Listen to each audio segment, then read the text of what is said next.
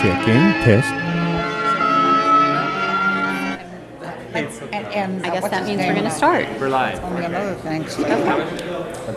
All right, good evening, everyone. Well, it's in the budget as one figure, but Good it evening. doesn't tell what each one We gets. can take our seats. Take benefits, and they really aren't supposed to. That's against the law. That's cafeteria plan. Really? Yeah, they're public servants. Hello. We are now live on PCT. Okay. What is this? Good evening. I'd like to welcome everyone to the 2014 Pacifica City Council Candidates Forum on Environmental Issues and Opportunities. This forum is presented to you tonight by Pacifica's environmental family, and I'm Cindy Abbott, one of the board members. I'd like to introduce and thank board member Margaret Goodall for being our timekeeper this evening. And tonight, from a different perspective, usually in the interview seat, we have board chair Ian Butler. The forum is being shown live in Pacifica on PCT Channel 26, and it will also be shown later on tape, as well as being available on the internet on YouTube and through the Pacifica Environmental Family website. Pacifica's environmental family promotes the discovery of and caring for our wealth of natural resources. We achieve this by providing nonprofit fiscal sponsorship to local projects that support our mission, helping restore, protect, and beautify the environment by offering environmental education on natural history, inspiring stewardship and community, and the focus of tonight's program by raising awareness of environmental issues. As a 501c3 nonprofit, we do not endorse individual candidates, but we do support the principle put forth by Thomas Jefferson that a healthy democracy depends on an informed citizenry.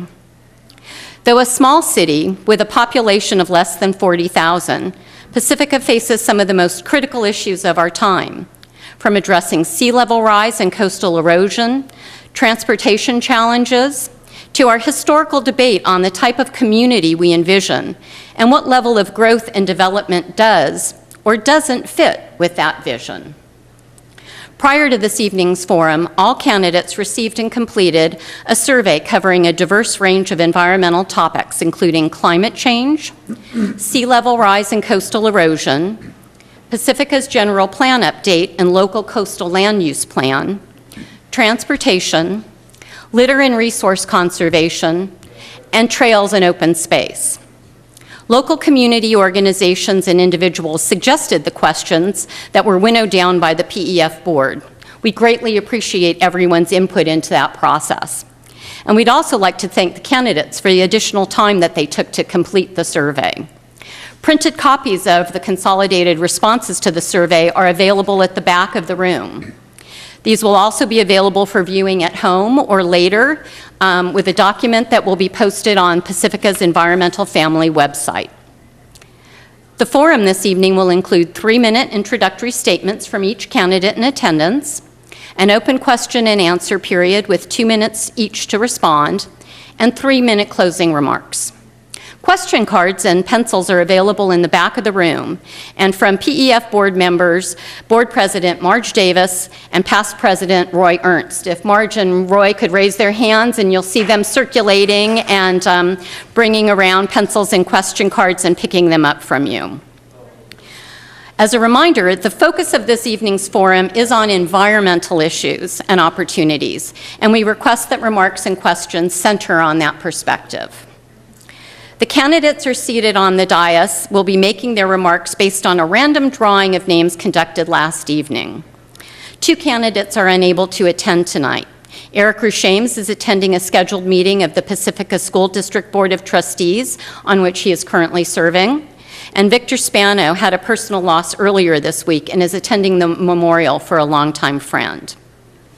And now I'd like to turn to the candidates and begin with Sue DeGree to present her 3-minute opening remarks. Good evening. Thank you for hosting this. Thank you also for all of your hard work. Pacifica has a long tradition of environmental care, and I'm sure that involves all of you, so thank you for that. Our history is important on that, and I like to, one of my main objectives for being on council is to make sure that I protect your opportunities for you to express your opinions. Now, we do have the Highway 1 issue coming up for traffic congestion management, and that's a very serious issue, the manner in which it is planned, as it could change Pacifica in extreme ways, and there are other ways of doing this.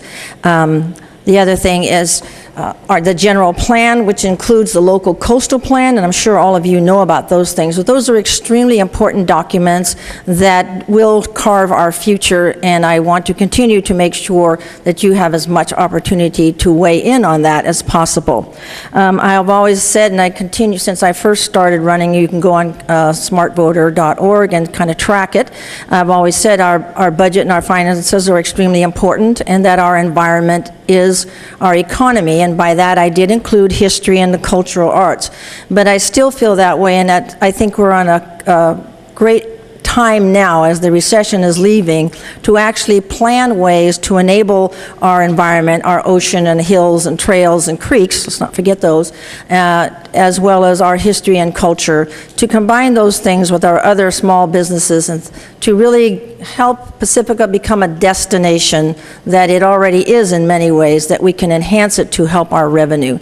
So I think that's pretty much, sea level rising is a real thing. I'm sure you believe that, and we must be planning, and I've managed to get myself on a working group with Supervisor Pines to make sure we know the specifics for Pacifica and can move forward on those things.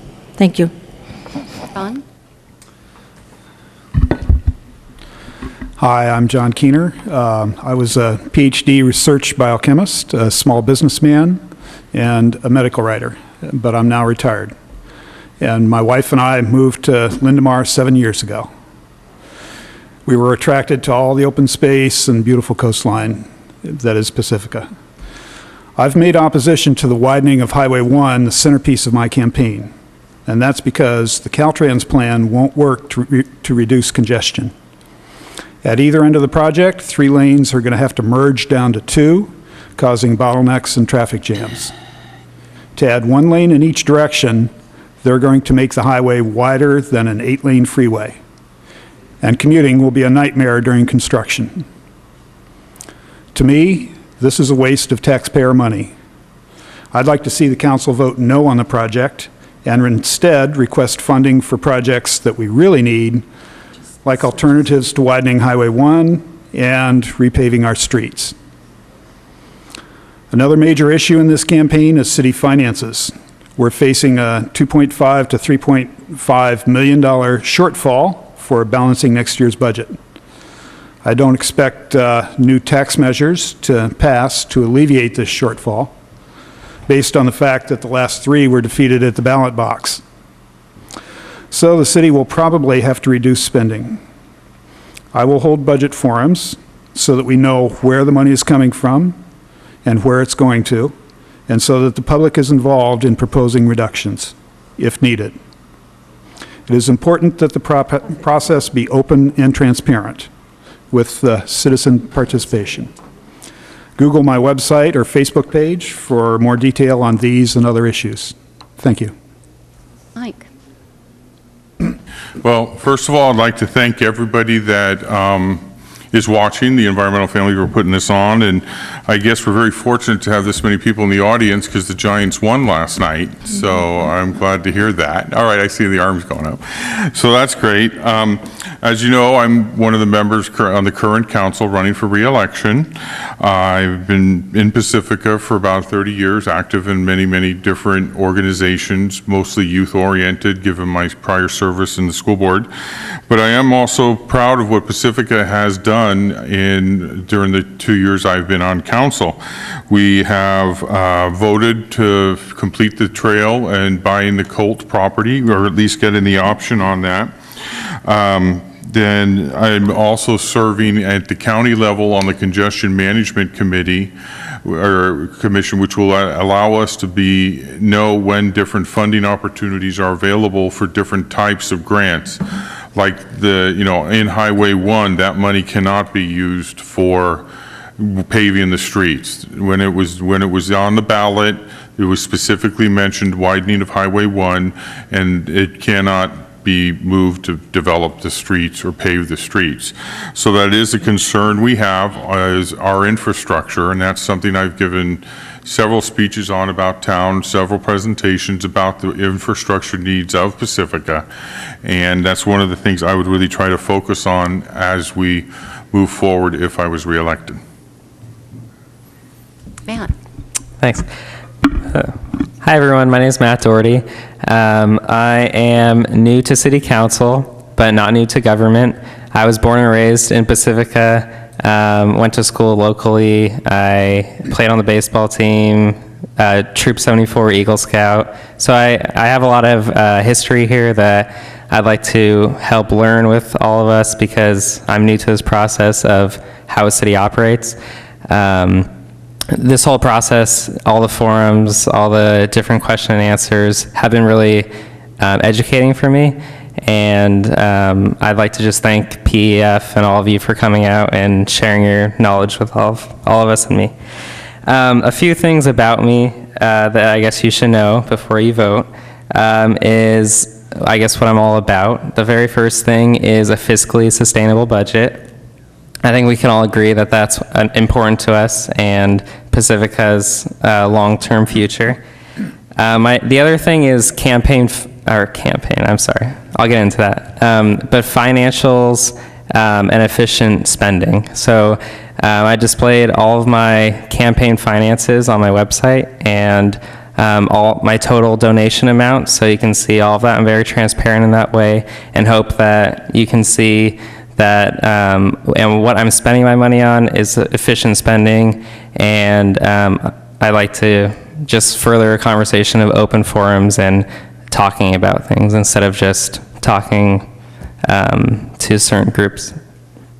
The other thing is I'd like to preserve our land and coastline. I think we all moved here because that was a big part of it.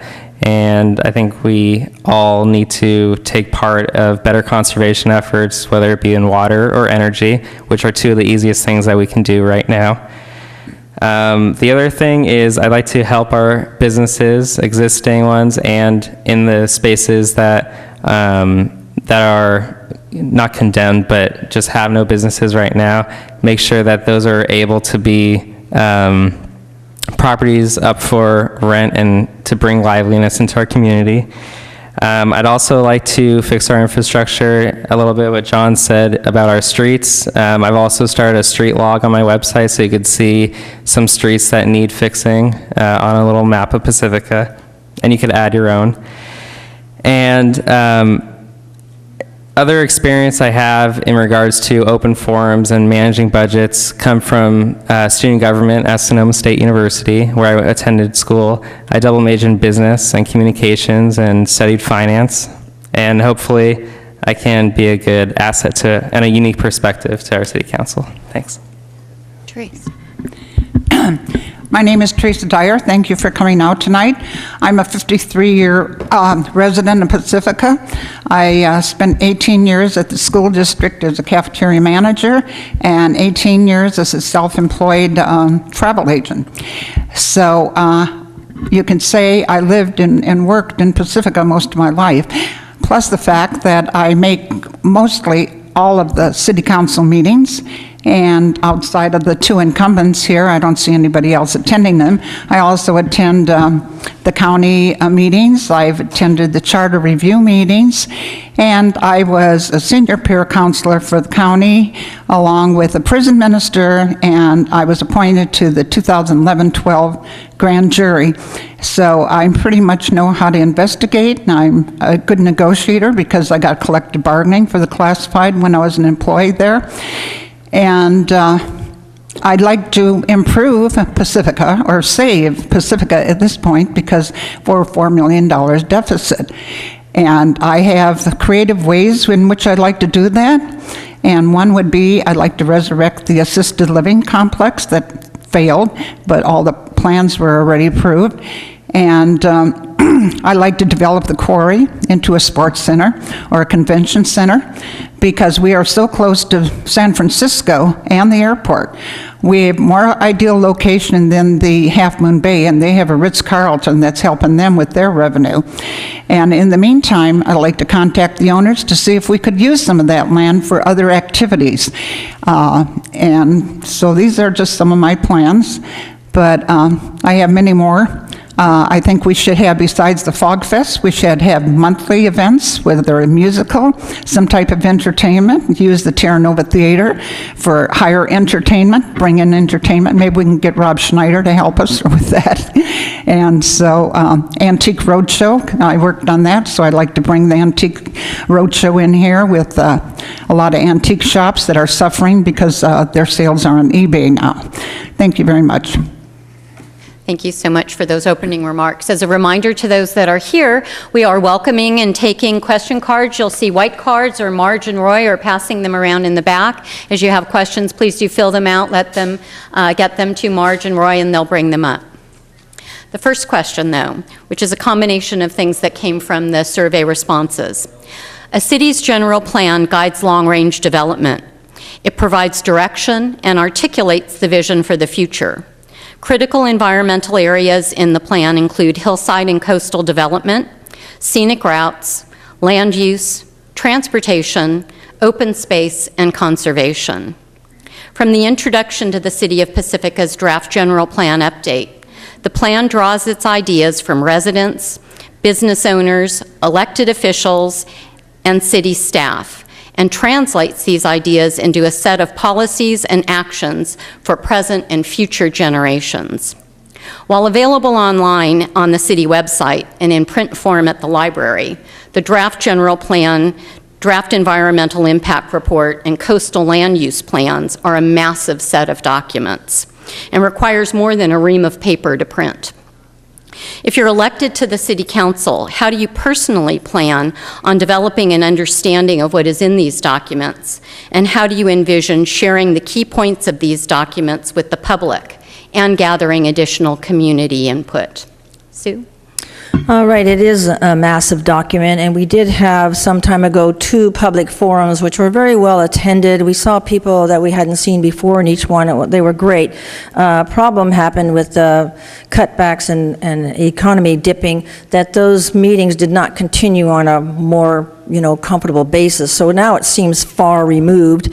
And so to remedy that, to bring us back up to speed so we know what's going on and that our voices are really heard, I would definitely encourage council to have public hearings, which is not public hearings, sorry, public forums, which is different. A public hearing is when you're just about to vote and you get 3 minutes at the podium. I'm not talking about that. I'm talking about the same type of meetings where we could sit down, and we had one more recently which wasn't that well attended, so we need to make sure that we reach the entire community and have these open forums at a time and a place convenient for people, so that and I prefer that rather than walk around in here, that we actually have more of a study type of a session. So I believe I've answered your question. So mainly I would like to make sure that the public has the opportunity to sit together and that we can hear you and actually look at things together. John? Yeah. So we had 2 forums already, and a lot of people came and objected to various topics in the draft general plan update. So those forums are nice, and it is good to give somebody the chance to vent, but are we really listening to them? The draft plan seems to have been made in sort of a vacuum without any input from the environmental community. So I'd say we need to go back to square one and just start over and come up with a new general plan. Mr. O'Neill? General plan is basically of where a city wants to be in the future and what it wants to do. And one of the critical things that we must do is create the opportunities we have to have in the future to exist, and also realize our past mistakes, such as auto body yards, recycling yards on ocean bluffs. Maybe given global water rising, sea level rising, that might be a good thing at this point.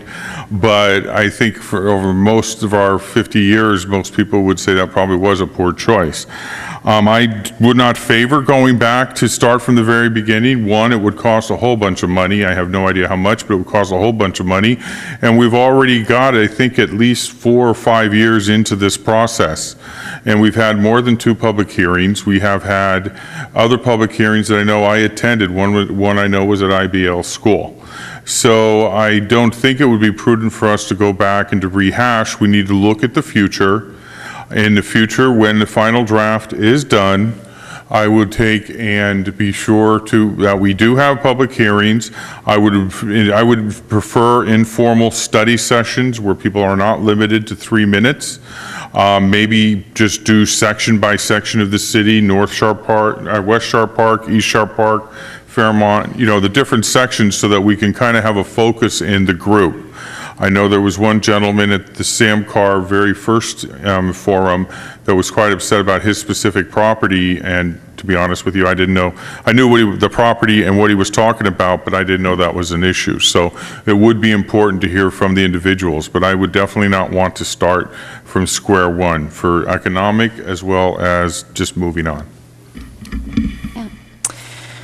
So coming from education, I can really reason why these documents are so lengthy, and I understand completely where this writer of the question is coming from. I think when it comes to these documents, they may be that long for a reason, but I think that creating some more simplified information, and then people can go back and review the lengthy documents at their leisure if they'd like to, is just a start. I think that as on city council, I would hope the members of city council would have read it and to understand what's in it and to refer back to it if needed. And if I was on city council, I would definitely expect myself to do that. I think the open forums are a great idea.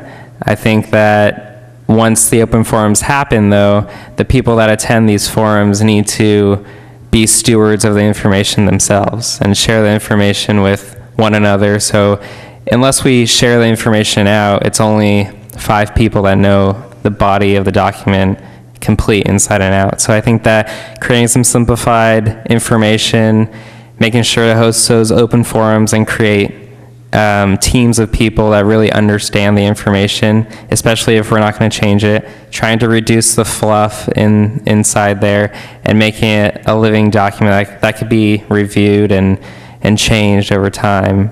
I think that's all important. Thanks. Tracy. I agree with Mike. We don't need to go backwards and get a new plan. We need to go forward. It's been I think we're 30 years behind getting this one. And I talked to one of the planning commissioners there, and we have approximately 1,300 acres that are mostly developable, not all of it. And so we have to be very careful where we're going to develop this land. Now, sea level rising is an issue, so to speak. Well, if you listen to the Supreme Court, they don't believe in it, or they don't believe in climate change either. But we ourselves here living in Pacifica know that the weather is changing. This summer alone, it's been warmer. We've had a drought for a few years now. So I do think I'm happy to see that Harmony 1 is building up in the hills, because that won't have any effect on the sea level. I think it's going to bring in some more revenue. The people that buy the homes, we're definitely going to try to improve Pacifica. And I think we need maybe another forum, and I hope that all the people do come out and give their input into it, because there's still a lot of questions that are not answered. Okay, thank you. Thank you.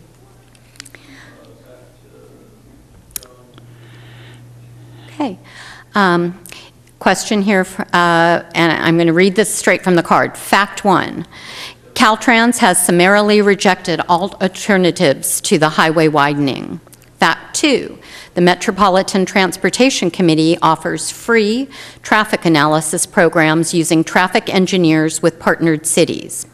Question, if elected, would you vote for the city to participate in these programs? And question 2, if these consultants find that there are alternatives which solve our traffic congestion with little or no street reconfiguration, would you support these solutions?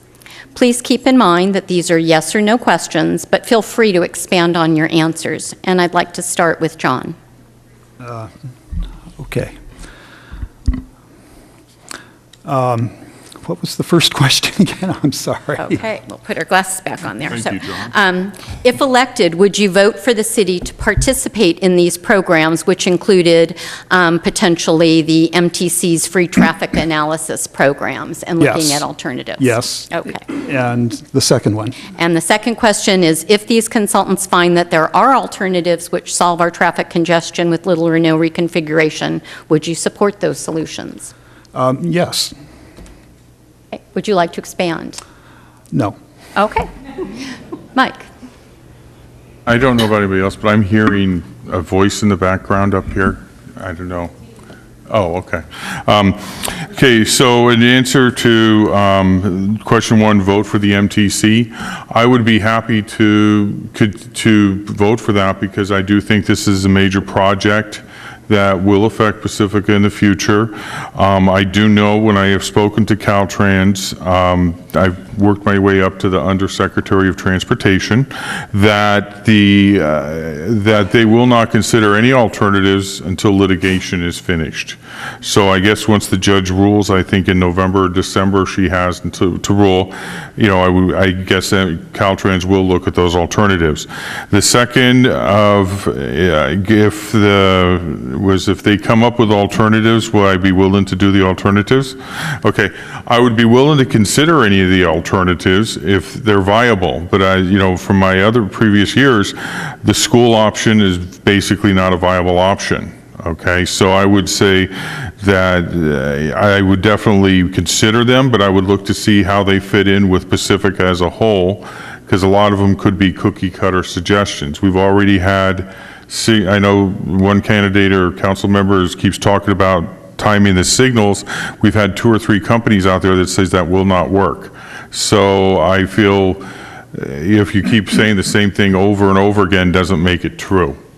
But I would consider alternatives if they were prudent and could fit into Pacifica and work. And Matt? Yes, I'd like to see a free analysis be done if that is if that's an option. And I think I've already shared my opinion on the highway widening, but I'd like to see alternatives anyways. I think as of right now, it's a high price tag for a solution that doesn't seem like it will fix the problem in my eyes. And Pacificans in general, everyone I've talked to at the Fog Fest, both days I was there all day, and not one person said that they're comfortable making that decision right now because they feel like it was just forced down their throat. So yes, I'd like to see some alternatives, and yes, I'd like to see the analysis be done and to try and find some lower cost alternatives that work just as well or even better. Okay. If the traffic congestion meetings are going to be free or the consultants are free, I'm for that. As far as the highway widening, we have to wait for the judge's decision in December. But first of all, I'd like to say that if there are some rooms for adjusting, I'd like to go and attend the next TA meeting, because when I was on the grand jury, I got to know Mr. Scanlon pretty well, and maybe I can get a better idea of where we're going with this. So that I intend to do that, which is the first Thursday of the month at 5 o'clock in San Carlos. And I just want to make a comment about the people that are against the highway widening. These are the very same people that approve of climate change and sea level rising and all this other stuff. So I don't get it, because if you live in the north end, That's a different story than if you're living in the south end. If you're living in the north end, you can go to Skyline Boulevard, you can get 280. Where I live on Crespi Drive, we people are trapped there. I mean, if there's an emergency, we're not going to get out of there. So something has to be done, and this is long overdue. 20 years is too long to wait. We don't need any more accidents. We don't need any more congestion. You've seen the front page this morning on the Tribune of all the backlog of cars, and this is just not on weekends. It's every day now. To take a half an hour or an hour to get home from Pacific Manor to Crespi Drive is outrageous, you know. So whether it's widening or alternative or whatever, I'm for it. Okay? And Sue? Yes and yes, and I would like to elaborate. Actually, I've been doing a lot of studying, and I did use Google, and I just Googled for solutions to traffic congestion management, and I did discover that mainly in Europe, this was like 4 years ago, this was happening. So I emailed the fellow's name, I think it was a fella, it might have been a lady, I don't know, if it was actual theory or practical, and the answer was, oh no, it's real if you can find somebody. So I continued to Google and found InSync, and InSync gave the presentation at the Third World Congress on Intelligent Traffic Systems in Detroit, Michigan, about in September, middle of September. And then there's an Intelligent Traffic Systems conference going to be in the Santa Clara next week, starting next week, for 3 to 4 days. So I would continue to Google around, and the main things that was the topic was safety. Safety was the biggest issue for everybody, and safety as well as obviously moving traffic in a reasonable, sane way. So safety is a huge issue, and if you even look on Google those areas, you will find that safety is an issue, and you will find that traffic congestion management is an issue. So I highly recommend that you check those things out. Thank you. We're going to move on to a different area here. Do you support overriding commercial and hillside preservation district zoning to develop a housing project on Gypsy Hill? And we're going to start with Mike O'Neill. It's overriding hillside preservation, and what was the other one? Overriding commercial and hillside preservation development zoning. Okay, so I realize that the companions who own the Gypsy Hill are contemplating, I don't believe they've actually filed any application yet for a housing development up on Gypsy Hill. It is presently, if I remember correctly, zoned for some type of hotel or visitor serving, if I remember correctly. I think it needs to be looked at case by case in terms of the viability of the land. Would a hotel do well there, and would it be commercially viable? As we look around town and see empty storefronts, there would be nothing worse than an empty hotel sitting there at one of the 3 main entrances for Pacifica. So I would selectively look to see what the ordinances is like when I was on the Planning Commission, I looked at what is the zoning code and respected that, respected the hillside preservation. I don't believe I overrode that very often at all, but I also would look at what would be viable and make common sense there. And that's how I would move forward, is what does look good. And again, it would all be subject to what is the project that is proposed, because just like the alternatives you mentioned, I'm not going to say blanket, yes, I'll take all those alternatives, because I don't know what they are. I don't know what the specific plan is that's going to be applied for, so I would not say a specific yes or no. Matt? I don't know enough about this to give a great answer, but I'd like to weigh the pros and cons of the 2 options, or the multiple different options there. And if it's a private land and it's a rezoning issue, I think that is a whole lot of thinking that we have to do if that's the right way to go for Pacifica. Yeah. Thank you, Therese. Well, I know that Ms. Campagna is trying to develop that land for about 20 years now. And I'd like to see something built, whether it's commercial or residential, whatever they decide on, or whether it's zoned for. You know, I support her in that effort. I think 20 years is a long time to wait. The Connemara project, they waited 10 years, you know. So anything that's developed in the city takes at least 5 years. So I'd say with a $4 million deficit, we ought to encourage any kind of development, whether it's low housing, affordable housing, residential, commercial, or anything. So I don't know enough about the project, but I do approve it. Sue? The Hillside Preservation Ordinance has been a sacred thing in the city of Pacifica, and it was sacred because that's what the public wanted. So I would not want to tread on the Hillside Preservation District Ordinance unless the public was pretty clear about that. As a council member, it is extremely challenging to not fall into emotionalism in any direction. So worrying about a certain family or person or developer waiting for a long time to do anything really has not to come into our perspective. It has to be what's best for the community, and we have to be open to that and be very careful about pulling other reasons in. So Hillside Preservation Ordinance is extremely important, has made the city what it is, so I would be very careful to ever go against that. John? Okay. I echo Sue's comments about the Hillside Preservation District. I don't want to see anything trample all over that.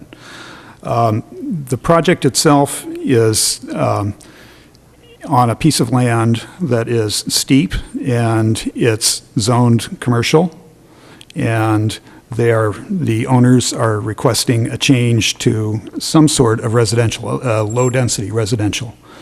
I'm opposed to that. I don't think, and furthermore, that zoning change is consistent with what has been put through in the general plan update. And the concerns of local residents are not reflected in that general plan or in the plans for the property itself. So I think those residents should be heard before we move forward with anything. Thank you. So for this question, we're going to start with Matt. And remember, you can still submit questions. Cards are in the back, and Marge and Roy are bringing them up. What improvements, and again, we're focused on environmental issues here tonight, so what environmental improvements can the citizens of Pacifica look forward to in the next 4 years if you're elected? What will they cost, and how do you plan to have it paid for if money is required? Well, there's a lot we can do. I think that first off, there's a rebate right now going on from the water district to change your landscape in your yard. And the rebate went from $1 to $4 a square foot. So that's a start, and that's free for anyone to use. I think that will help with our drought and our brown grass in our communities.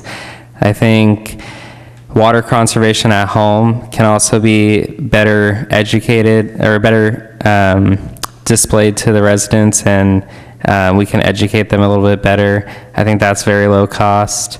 The water district is already working on drought educational material and the rebate program. I think energy conservation is easy to do.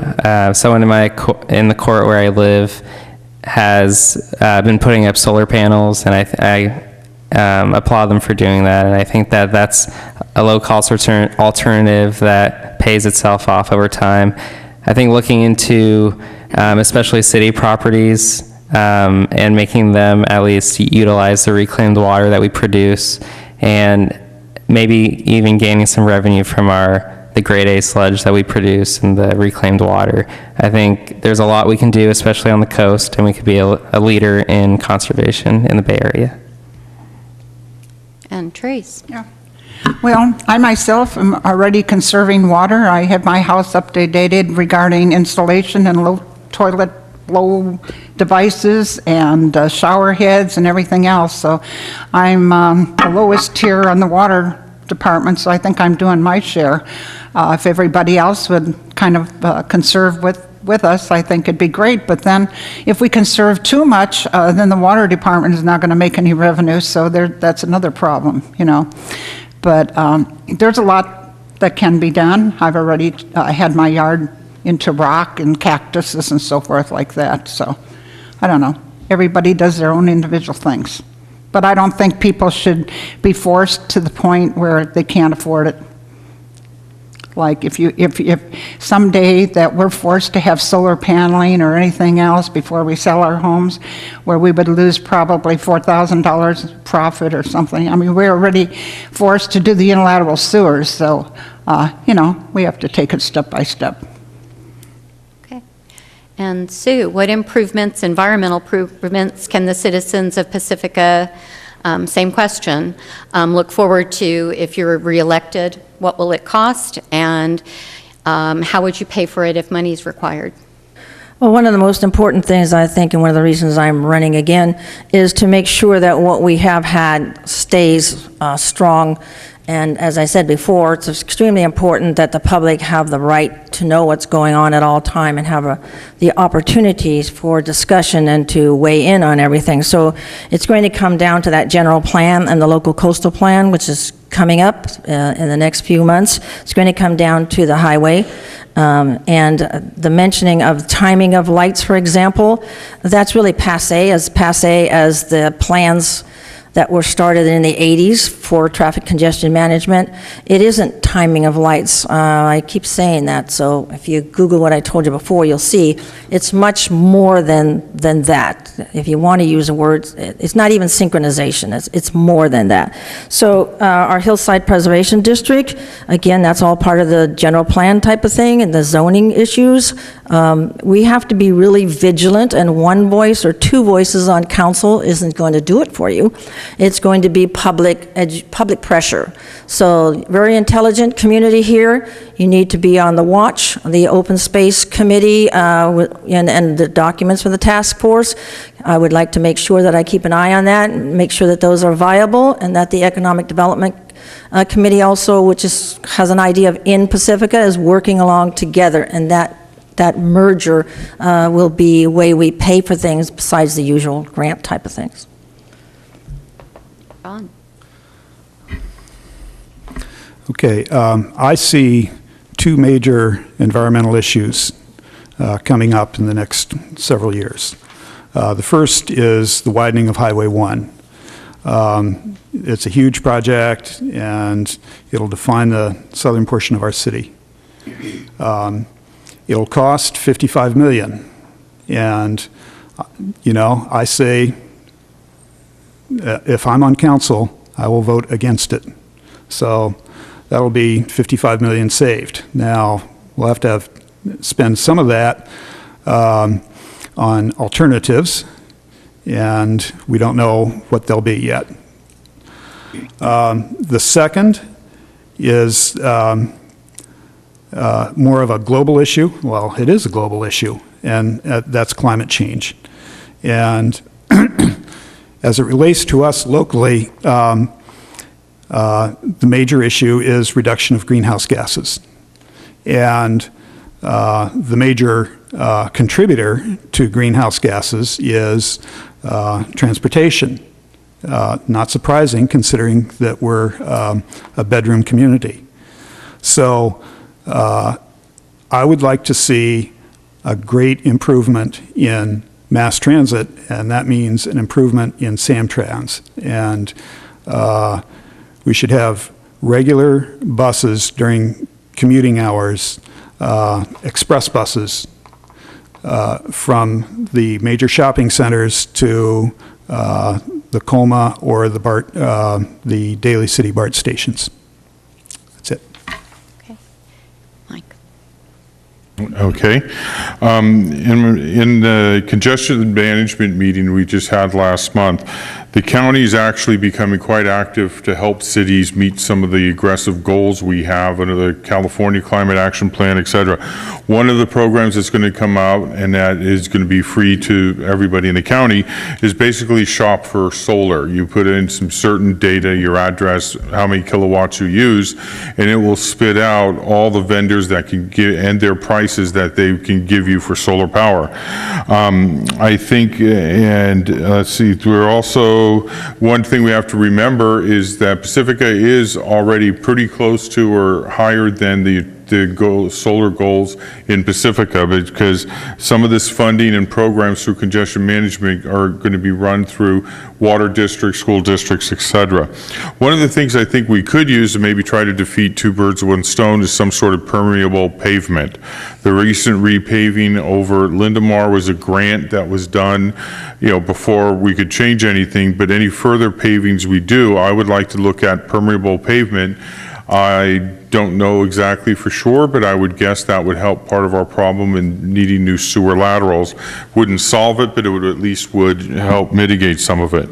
One of the reasons and one of the ways in terms of your question was how we would fund it. At this point, we're considering, or it's going to be coming before council, the refinancing of the one bond the previous councils have allowed us to refund or refinance, is we will actually be lowering the interest costs, keeping the maturity the same, but we have $1.9 million that will become available. And when that comes before the council, I will be advocating some alternative uses for that $1.9 million versus just paying down the bond. Let's see. Oh, and one thing I did find, sorry. But thank you. In the sake of fairness, we're going to start with Teresa on this question. What is the net financial impact of new housing construction in Pacifica? Do we have the infrastructure to support it, or will it cost more than we gain in tax revenue? No, I don't think it'll cost any more. It'll bring revenue in. And I'm for the development of the quarry. I'm for affordable housing. I'm for low-cost housing. And I'm for to resurrect the assisted living complex, because we have blue-collar workers, we have teachers that can't afford to live here. And maybe we can convert some or consolidate some of our departments and convert those into affordable housing. I don't know about the Odsted School, if that's available, but I look at Mildred Owen Concert Hall, and I look at the Sanchez Art Studio, and what those people pay is minimal. We're practically picking up the tab for the rent and the utilities. We're paying the utilities. And here we have teachers that can't even afford a room here, So why not convert some of the property or build some of the property and make affordable housing for them? So I think it's very profitable. This is what we really need. We don't need another $1 million deficit next year. We need some revenue to come into this city, and fast. We don't have to wait 5 years. We need to do it right now to save the city, okay? Thank you. Sue? Housing, it's been said that Pacifica is built out, so there are areas for mixed use, which obviously involves housing. And unless there's folks in town that want to somehow make high-rises along Highway 1 to be similar to El Camino. Affordable housing is absolutely necessary. We are losing our middle class, and we'll continue to lose our middle class. The danger is that we can actually price ourselves out of a quality of life or any life. We may have another like a dot-com bust and a housing bust. The prices of housing are market rate, and what's the margin of profit? I think that the real question is that, what is the margin of profit, and what is this market rate type of thing, and are we just going to keep doing that until we have nobody around to do the menial work, what's considered menial work, but that's teachers. And teachers, unfortunately, sometimes are pushed off as if they're menial, not to the general public any more than a police or a fireman is, but it's market rate for housing is not going to help affordable housing. We really have to face that issue with developers and real estate people. I don't think it's being talked about, but the crash is going to come. How else can you do it? Look at rents. And John, your thoughts on the net financial impact of new housing? Do we have the infrastructure to support it, or will it cost more in tax revenues? Well, studies have shown that property taxes are roughly equivalent to the cost of city services. So you don't gain any windfall by building new housing. In addition, I feel that that population increase should be tied to the capacity of infrastructure to carry that increase, specifically transportation infrastructure. And that means, again, mass transit, which in Pacifica is inadequate.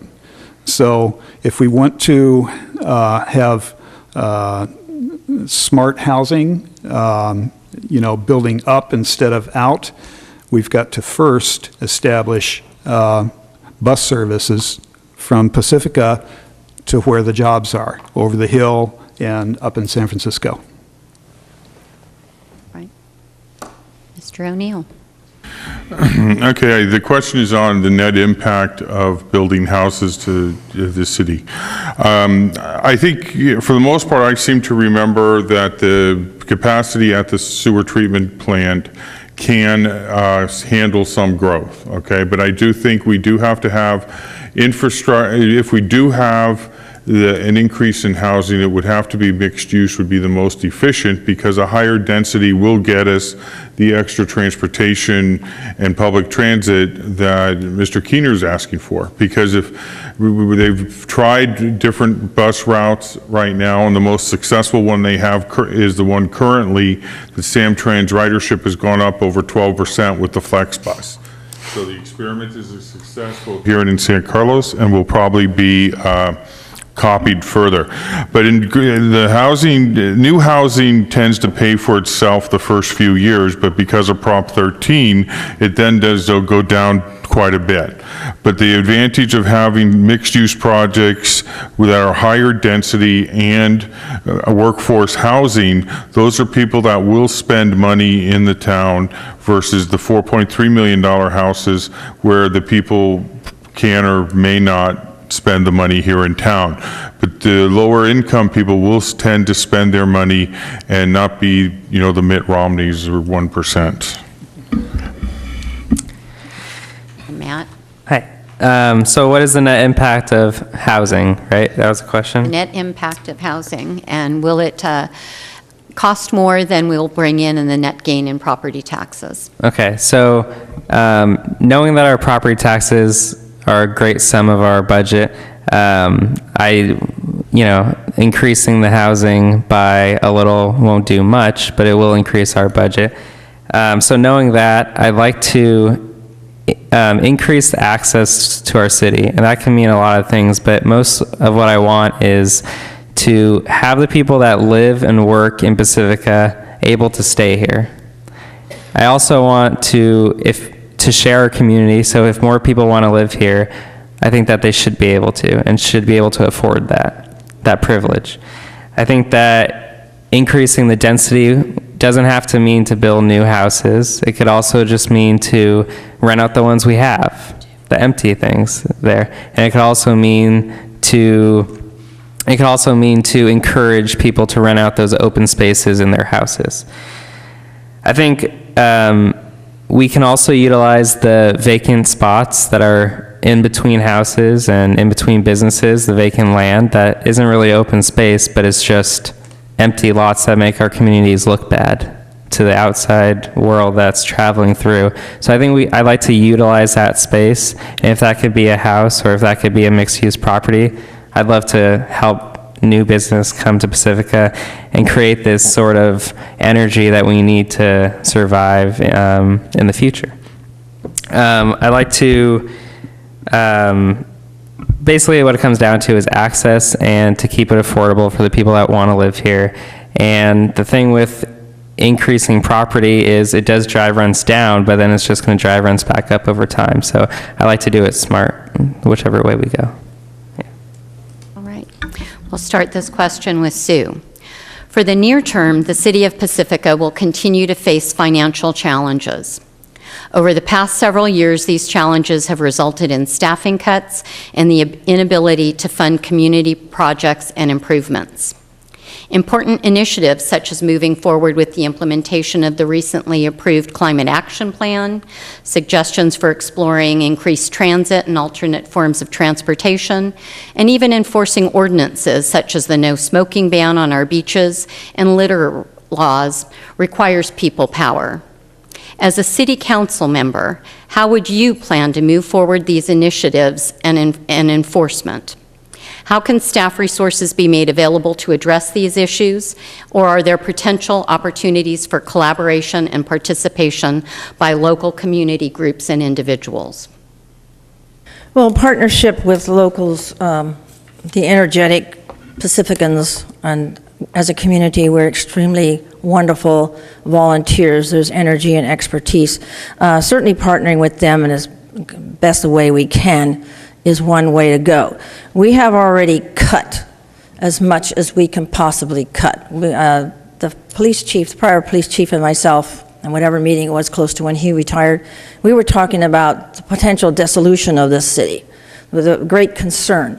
And so the remedy for it all is revenue. So that's the challenge, is how do you get revenue now and in the future? So the Economic Development Committee has actually come up with an idea of in Pacifica, which was actually taking those other strengths that we have, which is history, our ocean, our environment, and sports and culture and art, and somehow putting them together, working with the city and the chamber and other small businesses and volunteers to figure out a way how to enable our city as a destination to improve as a destination and bring in the money now while we prepare for longer ranging things that are also, we have a little bit like this site, for example, for future development. So,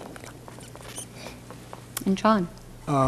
Could you repeat the question again? Absolutely, with my glasses. As a council member, and I'll just go right to the end. As a city council member, how would you plan to move forward environmental initiatives and enforcements on environmental ordinances such as the no smoking ban and litter laws? How can staff resources be made available to address these issues, and are there potential opportunities for collaboration and participation by local community groups and individuals? Okay. Well, the sad reality is that we are in a budget crunch, and we don't have any more staff. If interested citizens can help the staff work more efficiently, I would applaud that.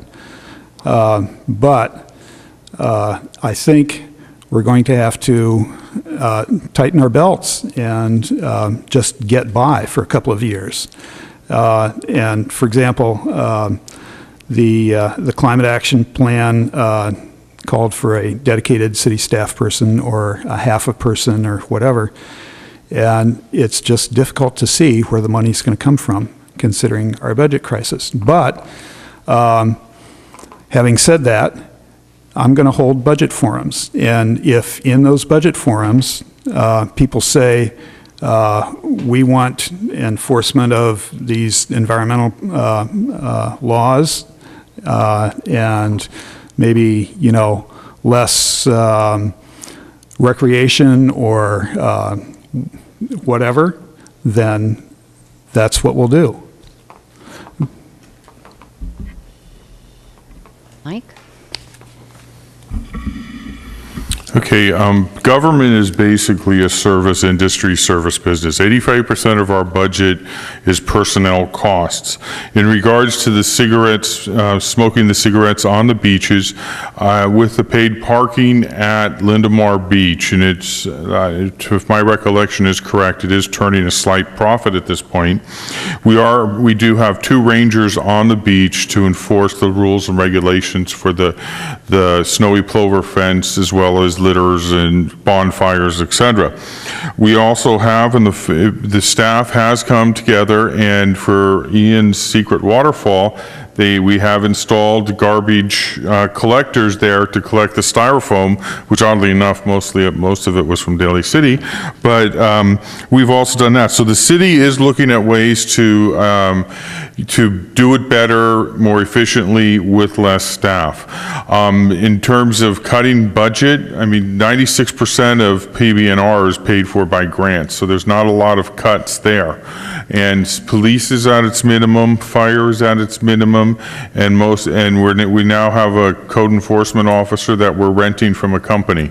So I think we are ahead for some belt tightening. The plastic bag ban, which was specifically mentioned, is now a state law, so I doubt it's probably going to be an unfunded mandate, as you know, but that is something that the merchants will be having to comply with it voluntarily at this point. I don't think there's the plastic bag police at this point or anything like that. Matt. Yeah, so I think that this whole thing is easy money for easy revenue as far as for our city. I think that if you enforce the laws that we have and not add new laws or anything, I think that in itself will increase our revenue and probably pay for the staff time to have that, and it's a job for that individual. So short answer is I think the initiatives out there right now can be enforced a lot better. And I think that if they are enforced to their intent, then we can increase our revenues and maybe even add some revenues to our budget. This is the first I've heard about the rangers at the park or at the beach, so I'm very happy to hear that. But I think that, not just environmental initiatives, but making sure people are paying their taxes for their businesses and making sure the bags and the smoking and the enforcing our parking, I think all of those are already in place, and people are already supposed to comply with those laws, so why not enforce them? I'd also like to see more efficiencies in our departments, and maybe they are to their maximum efficiency, maybe they aren't. So, shadowing those people on the job and making sure that we are doing the things, they are doing the things during their workday to just make sure that we're getting the most out of each staff person's time. Okay, Teresa. Well, I've been going back looking at records from 2003, and I think that's where our problems lied when we laid off Maureen Lennon, who was a financial director with a master's degree. From then on, it just went downhill, and I'm wondering who was watching the store where we came to the point now where we're $4 million deficit. We were giving away the store when it came to non-departmental agencies. We gave to PCT $40-some thousand.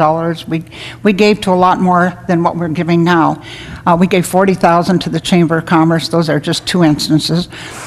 But we also spent $5 million on unneeded consultants, as far as I'm concerned, because only 2 consultants were really mandated by state. So it shows that we don't have the qualification in our leadership to make these decisions. We just outsource them to different consultants. Now, I'd like to state that the city attorney at one time, back in 2003 and onward, until we let her go, she had $1 million budget. We cut the city attorney now to half, about 500 and some thousand. I think we can still let this city attorney go and outsource it to San Mateo County, because they have 25 lawyers and specialize in every field, and I'd like to see if it would be cheaper to outsource them rather than any of the other staff.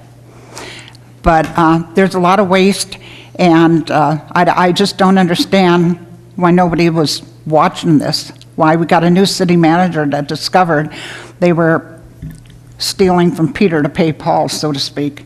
And there's a lot of state violations that I looked into, and I gave them the lawsuits. All the city council has them, and the city manager, and the city attorney. They have not done anything about it. So to avoid any future lawsuits, we better look at those. Thank you. We'll start with John on this question, and it's one from the survey. How will you, as a member of City Council, work to address the long and short-term impacts of rising sea level? What are your preferred methods of response to sea level rise, and where would you apply these choices?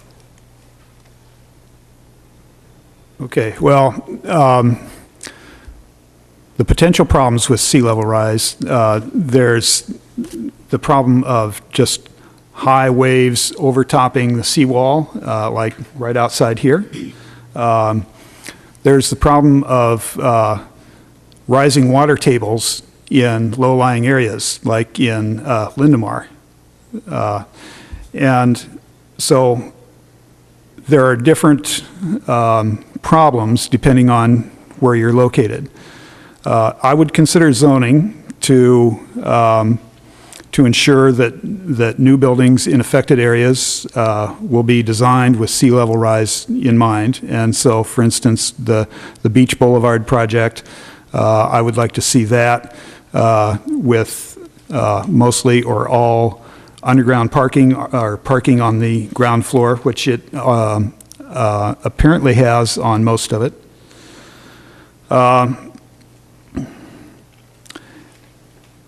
And I think the third threat from sea level rise is coastal bluff erosion. And again, that's a matter of zoning for new construction. For existing construction in all of these areas, it's a matter of just saving what we can save once the problems hit us. Mike? Okay, the question as a city council member, what would I do to address global warming? Sea level rise, right? Okay. Basically, the problem is that is not a Pacifica-only issue.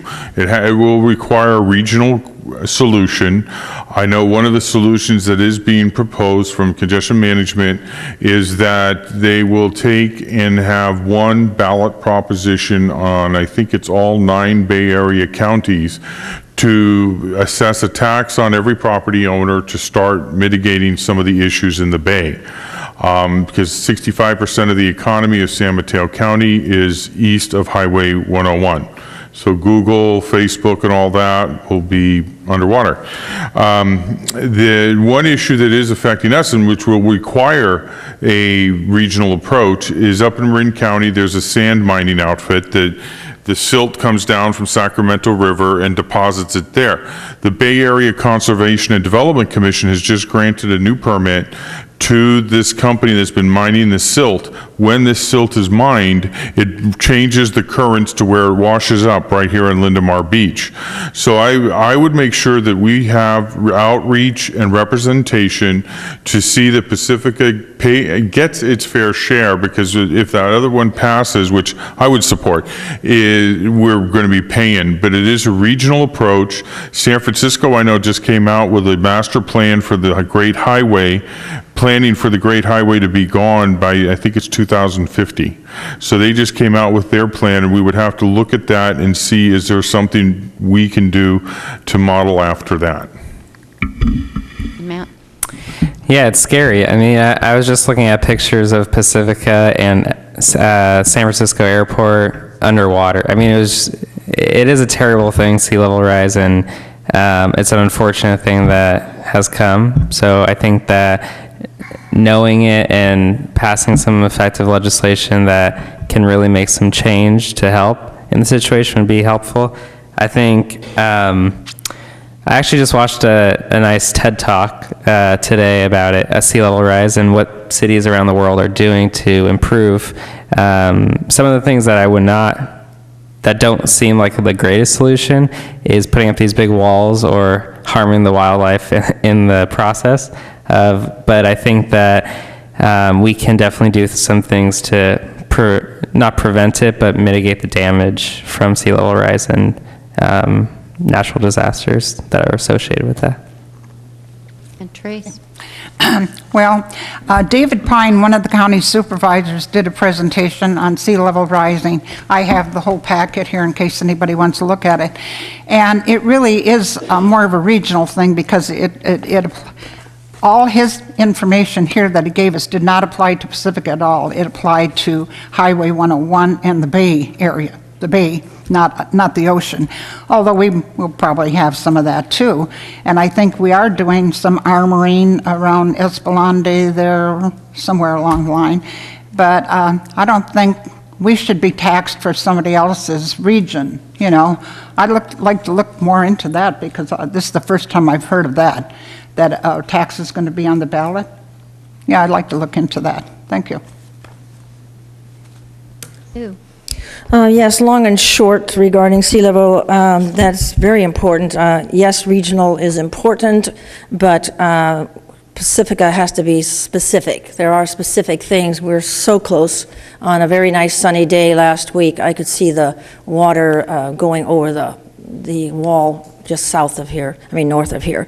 So we have to consider our planning. I really think we need to find ways to be involved with the research so we know specifics for this city.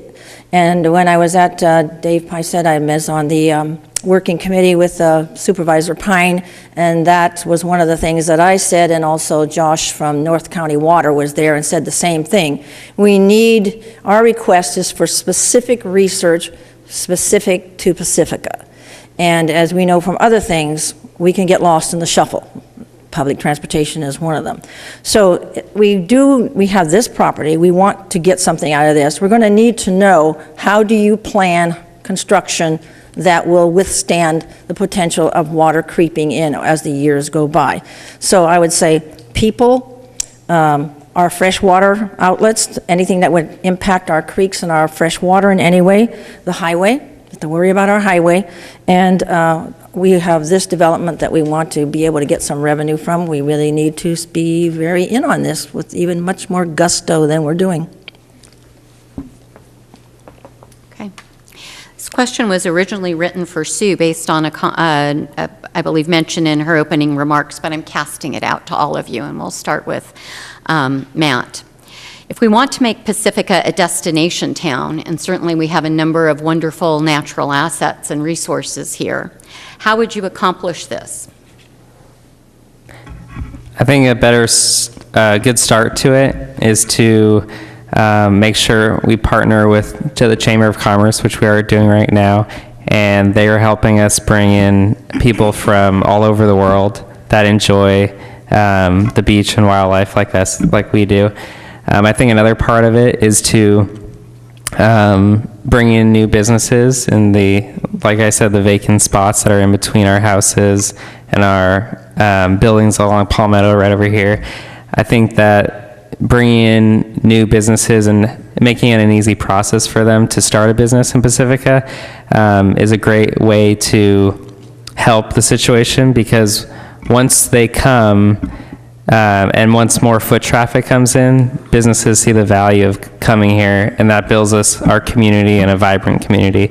I think we can bring in new businesses also by supporting our infrastructure and helping, our potholes and fixing our streets. I think once that's done and it looks like a nice place where you would envision your dream business in Pacifica, and you're walking down the street, you don't want to see cracks next to your dream deli.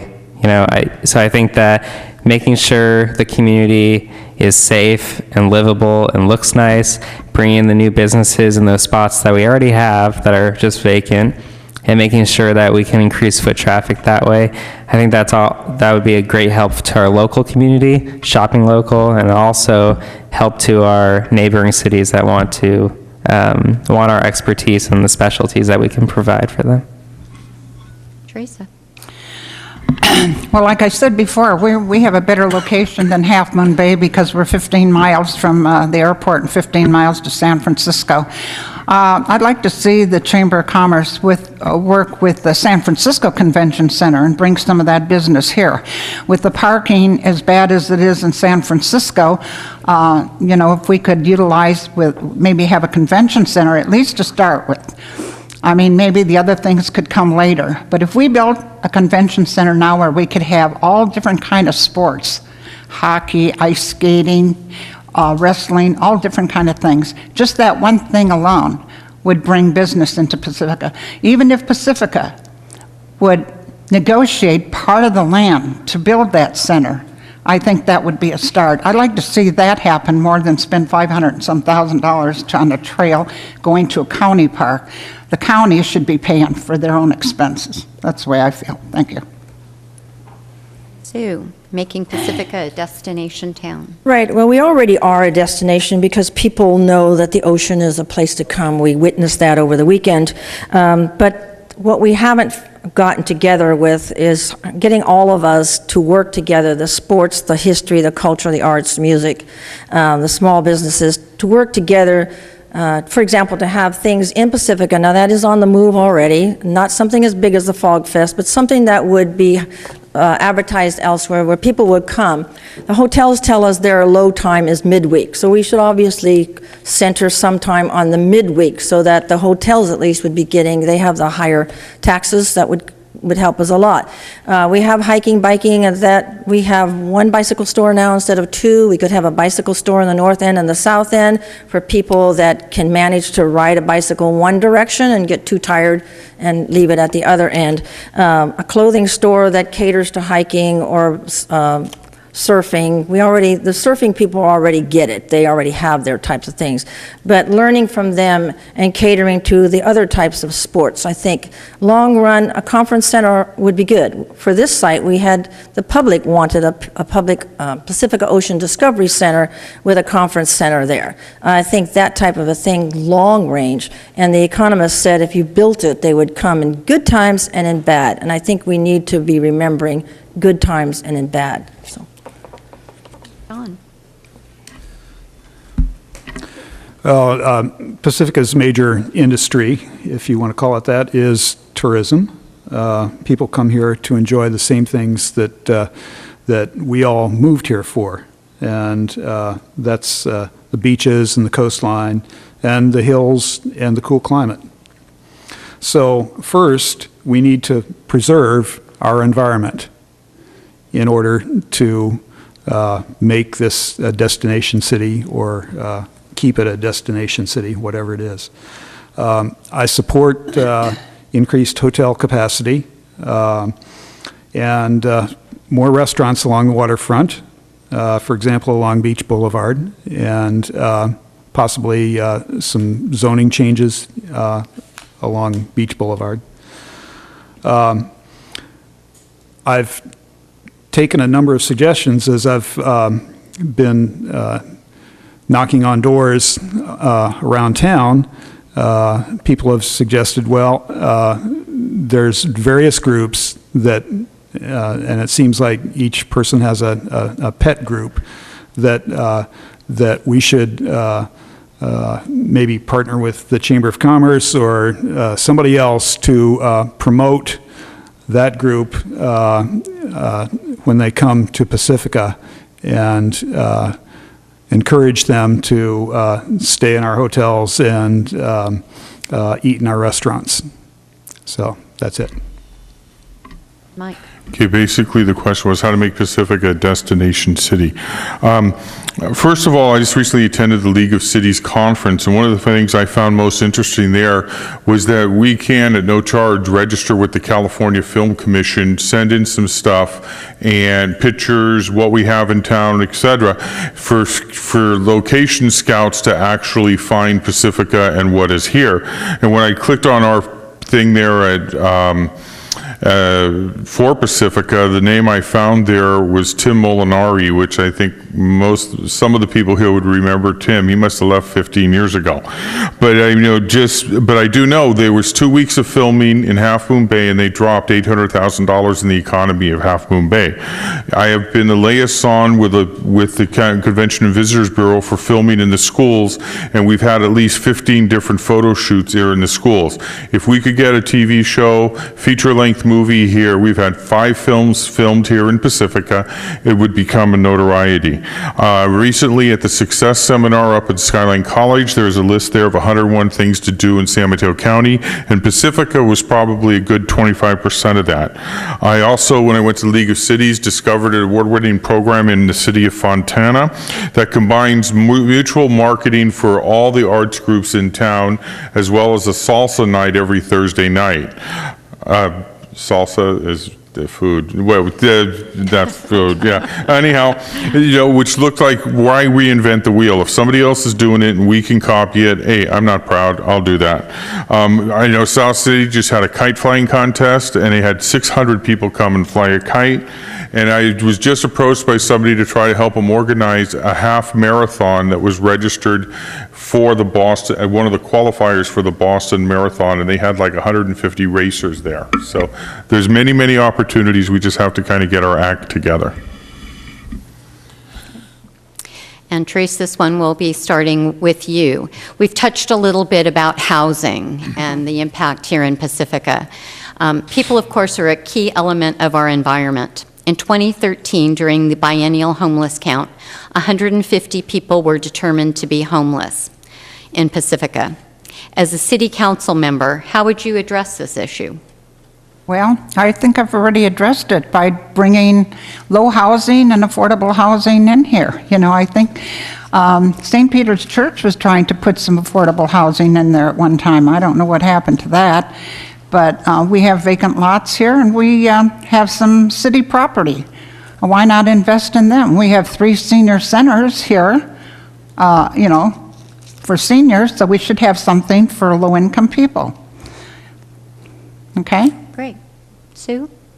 Yes, homeless is a growing thing, and my job as a PARCA Family Support Services Director, I meet people that are homeless. They're in their car, or they're split between their family living in San Jose and their family here. They even, one case even has a voucher, but they, again, the market price is, they have a voucher and they're homeless, so you figure that one out. One reason I've always liked to support the Pacifica Resource Center is because they have the expertise, and they have the open arms, they are the heart of the city. They take a person in and they listen to the issues. So they determine what is the major factor that's leading to the homelessness. If it is that they needed to learn to budget, they deal with that. If it needs some type of a job, they try to find ways. They have great contacts is what I'm looking for, jobs and job trainings. They know where to send you for those things. Those are the only things that are going to really help the homeless, because you want them to become empowered themselves. And one of the biggest issues is housing and jobs, and whatever we can do to help with that. And again, I say, learning a person's skills, because sometimes they can become an entrepreneur, and there's even free help for that. So. Yeah, the major institution that helps the homeless in Pacifica is the Pacifica Resource Center, and I support them, and I support their little pittance that they get from us in the budget. They got less than $100,000. I think it was $80,000 from us in last year's budget. It was from soft money, that is money that is maybe not guaranteed every year, and I think that their budget, the money that we give them, should be guaranteed every year. And I feel strongly enough about it that I will argue for their funding at my forums, and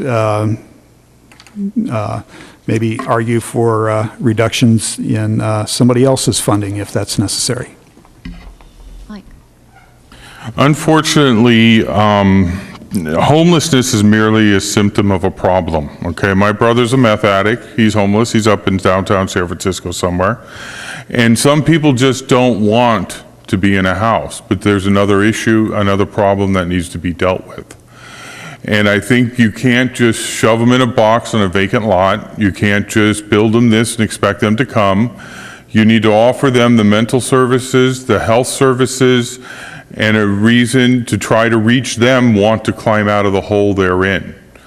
And I think that's what we need to do, is have a more encompassing solution to the problem. It is not just housing, it is a multitude of problems that people are dealing with when they're homeless. And I would support expanding what little services Pacifica has, but this is an issue that is usually funded by the county, and the county, and we do not, our whole budget would not meet the resources needed to complement that. But the homelessness is merely a symptom of the problem. And Matt? Yeah, it's a challenging subject. I think that there's 5 pillars, as you could say, that they're ways that we can help. And I think the first one would be food to encourage donations and helping our neighbors help those, those that need help. I think that safety is the whole thing, and I think that violence and tolerance among our community to these underrepresented groups should be fixed. And I think that the health issue, most of them are drug and dual drug users maybe. So I'd like to make sure that there is accessible help there. So if they wanted to receive help, then that is available. I think affordable housing is another step further along their process, and if once they receive the treatment, they know it's out there, and I think that encouraging us to have some of those homes available for them to get out of that is a good thing. And then helping them receive a job and earning a better income and making sure that they're educated. I volunteered for, must have been over a few hundred hours at the Santa Rosa Community Center up there, and we helped people just come in every day and help them with their resume and making sure that we had clothes available for their job interview. So some stuff like that even helps and make sure that they can get a job and on their feet. We'll start the next question with Sue, and I'm actually going to combine two here. Sometimes environmental regulations are weakened or waived as incentives for development or business. When, if ever, would you favor using this mechanism? Where do you draw the line when weighing the economy versus the environment? Well, there again, I think to know who the community is and what the community priorities are is essential. So as I mentioned, we have a history of environmental protection here, and we have the Hillside Preservation District as one of those. It would have to be an extremely serious thing. As again, I said, I believe that our environment is our economy, so I wouldn't be too quick to look at like housing, because housing has mentioned, for example, that it requires infrastructure, which means that you're going to be having to pay more. So making sure that our environment stays, and that again, I say, includes not only our beauty, but the things that we can do here because of our beauty and our natural assets, and because of the people and our history. We underestimate the value of our history. So I would much rather focus on that and not look to incentives of weakening any environmental protection. I can't think of any hypothetical case where I would favor waiving environmental protections. Like Sue said, this town is built on a tradition of environmentalism, and a couple of questions ago, I said we need to preserve our environment so that people keep coming to our town to enjoy the same things that we do. So the answer is no. I don't see any hypothetical situation where I would favor waiving environmental protections. Mike? I don't know, I think it's kind of, sounds very Republican to make blanket statements that you will not do this, you will not do that, okay? I mean, it's, we will not let any child from Guatemala stay in the United States. I think blanket statements are a misnomer and not really good governance. We already have some ways that we can take and make differences. There's mitigation, where maybe if they can change something to make it through. I mean, our sewer treatment plant required an EIR, and we mitigated and created wetlands down there so that we could bring back the Calera Creek.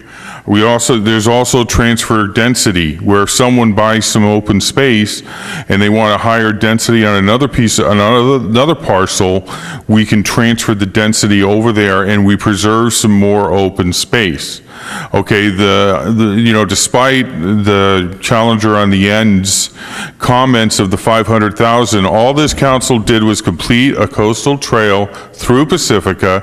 We spent $15,000 on an option to buy that property, and that is part of the good stewardship and environment that this council has done for years.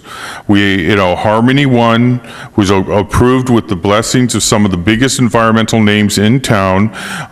Sue Degree has voted yes for that every step of the way. And we can mitigate a lot of the environmentals. But do I want a toxic waste dump in the quarry? No. But, you can mitigate some things and look at it, okay? So I think a blanket statement saying no to everything gives the wrong message to what Pacifica needs in the future. Mr. Doherty. I don't know all of the environmental protections there are in town, but I think that to the point of making sure that they're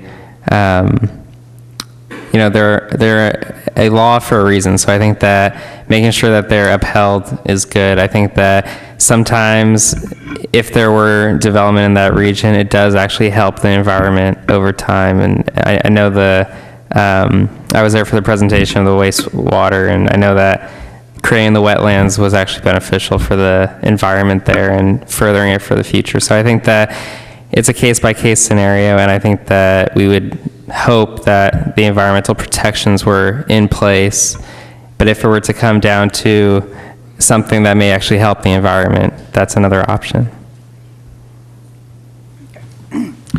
Well, I think there's a lot of abuse on some of these committees and commissions. For instance, the Coastal Commission, we wanted beach parking, I believe it was 20 years ago.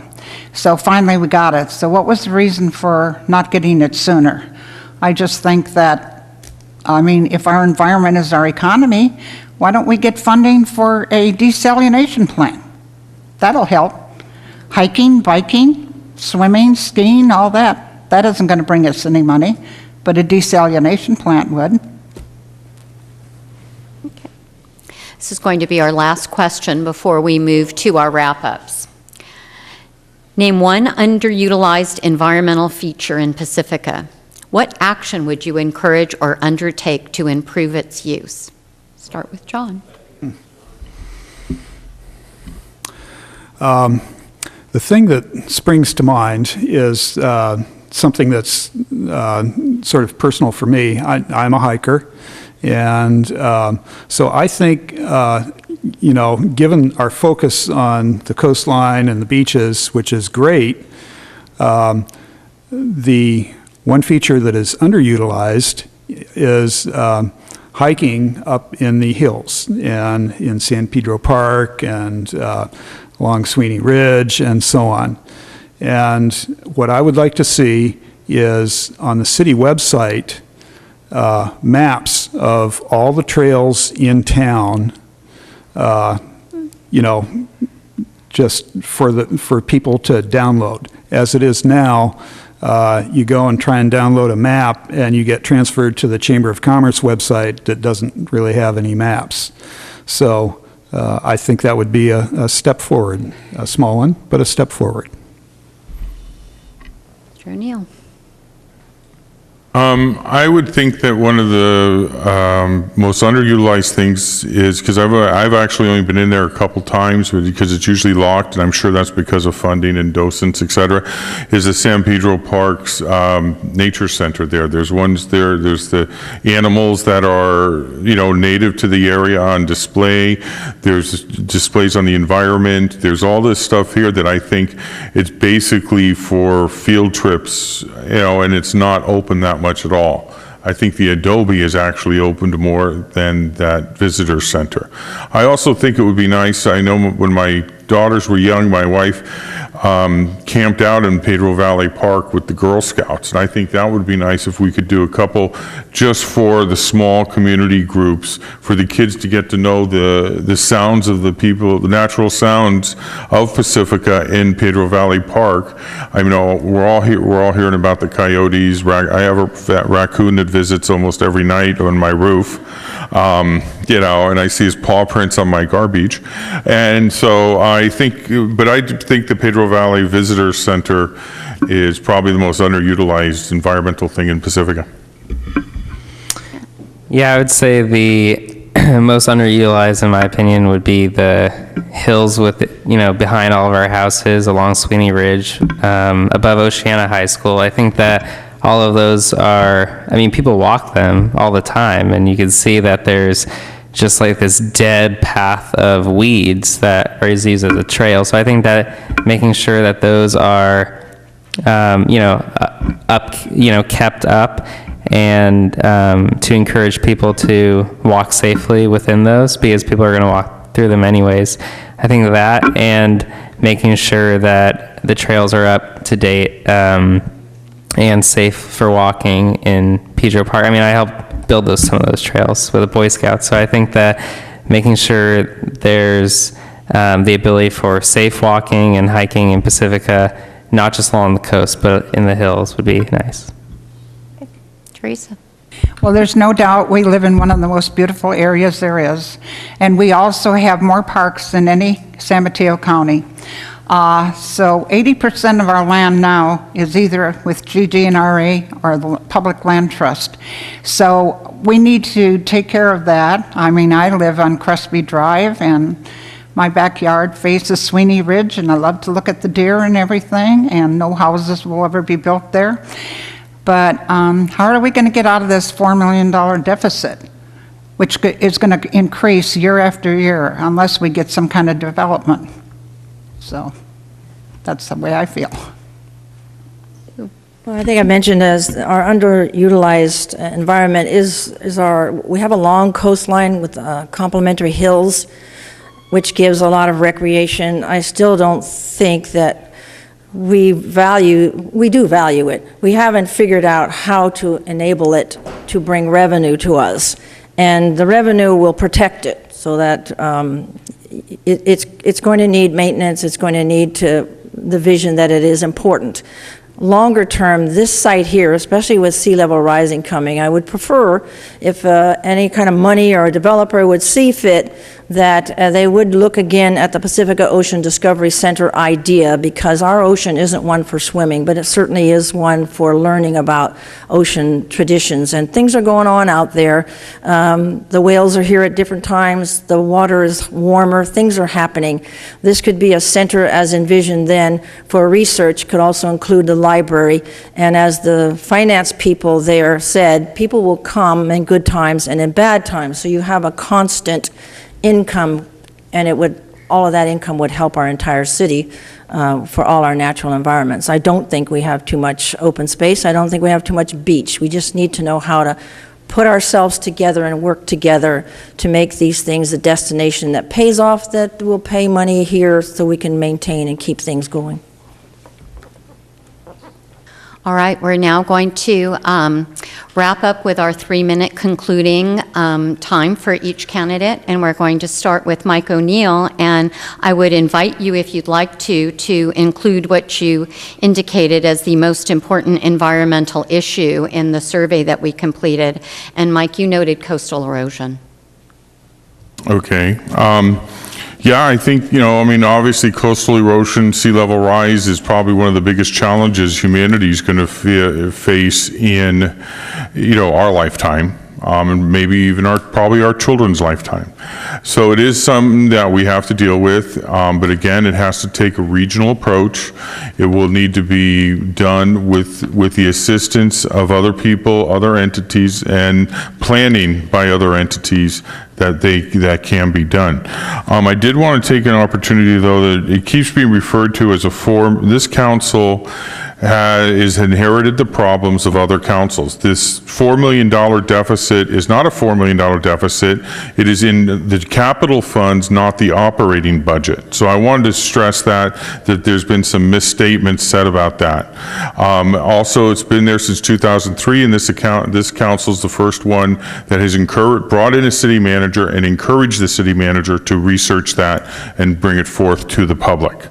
But getting back to the environmental thing, coastal erosion is a challenge, but I think one of the other, but in order to meet that challenge, we have to take and have some inconveniences like the San Pedro Creek Bridge. I know it's a royal pain for all of us, but it is because to prevent the flooding of San Pedro Creek and, the problems down there in Linda Marsh. So I would ask each of you to please vote for me either in October if you absentee or November 4th if you walk into the ballot.